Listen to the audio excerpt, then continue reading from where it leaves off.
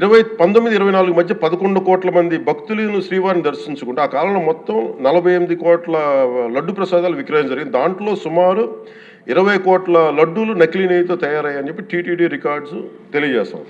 ఆ 11 కోట్ల మందికి రసాయనాలతో నిండిన మన లడ్డూలు పంపించారు. అలాగే ఇందులో 1,00,000 లడ్డూలు కూడా అయోధ్య రామ మందిర ప్రారంభోత్సవానికి పంపిణీ చేశాం. పంపిణీ చేశారండి. నేను మొన్న మన క్యాబినెట్లో మన గౌరవ ముఖ్యమంత్రి గారు మేమందరం కూర్చొని మాట్లాడుతున్నప్పుడు నాకు వెంటనే పర్సనల్గా మెసేజ్లు ఏంటంటే, అమరావతి మన ఈ అయోధ్యకి పంపిన లడ్డూలు ఈ లడ్డూలు కాదు, ఇవి వేరే లడ్డూలు. అలా ఎలా తేడా చెప్తారు వీళ్ళు? దానికోసం ప్రత్యేకంగా అంటే అక్కడ నిబంధనలు ఎక్కడా కూడా మీరు నెయ్యి మేము పలానోళ్ళు కొన్నారు మాకు డీటెయిల్స్ ఇస్తా ఉన్నారు. నేను ఆ సభాముఖంగా ఎందుకు వాళ్ళకి పేర్లు ప్రస్తావించారు, అది చెప్పిన వ్యక్తులు కానీ వీళ్ళు కానీ.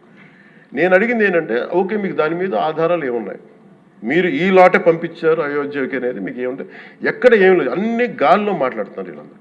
ఇప్పుడు ప్రత్యేకించి మేము అడుగుతుంది ఏంటంటే, దీనికి సంబంధించి కంప్లీట్ పాలక మండలి బోర్డు, టీటీడీ పాలక మండలి board, they have to take responsibility.